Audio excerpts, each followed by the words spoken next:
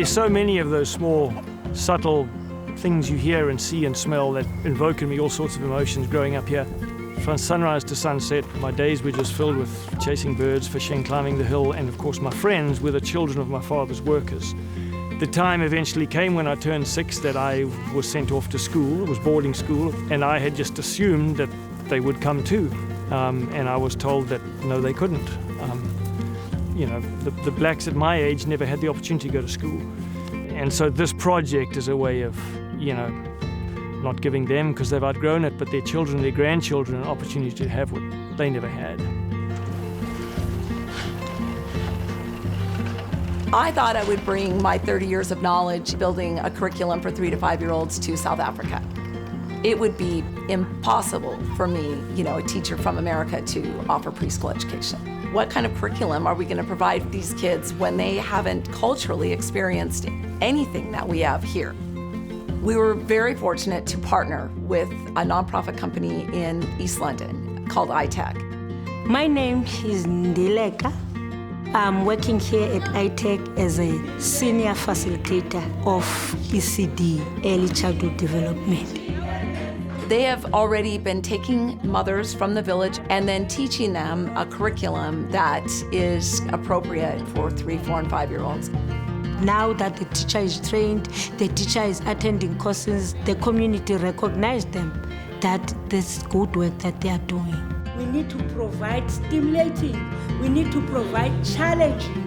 Children who have access to high-quality early childhood development opportunities thrive far more intellectually, socially, in every way than children who don't have those opportunities. ITEC could see the need for early education, but they didn't have a physical structure. How it was going to be done, I had really no idea.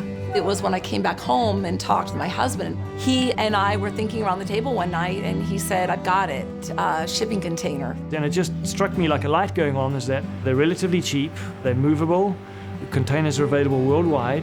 And there are ports, harbors along the coast. We'll get a shipping container. Let's make a school out of that. You can't just go into a village and say, hey, I'm going to help you, we're going to put in a school. You have to have the chief be the person that actually speaks to the people and tells them this is extremely important. I am Gwenyati Dumalisile. My responsibility is to uplift the lives of the people. He does a lot of advocacy work. He's got a lot of networks, and he's really forefronting early childhood development in his community. He's an admirable person, actually. We came up with a baseline study that was done here, which came up with 87% illiterate.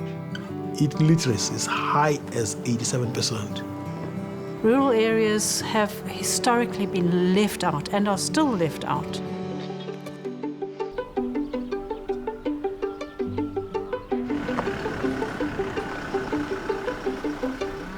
When they picked up the container and drove it down the bumpy dirt road, I mean, it was surreal.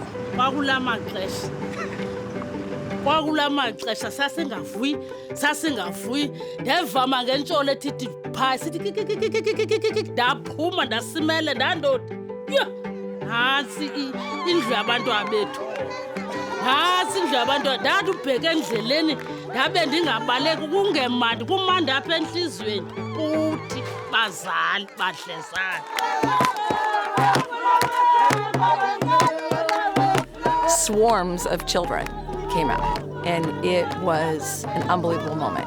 And I, for certain, started to cry. Bringing a big container, that is the first thing that they saw in their lives, having container.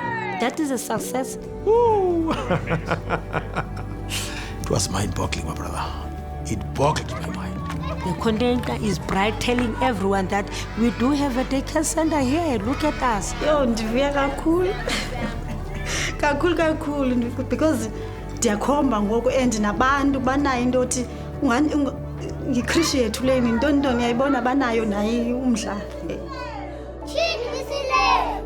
Kule minyaka emibini abantwana behamba ekrishi ndibona mna kungconwanyana kuba aba baneminyaka emithandathu bebekade bekhushwa bebheke ngadla futhi ke bafike kunconyo uba noko izifundo zabo ziyabonakala.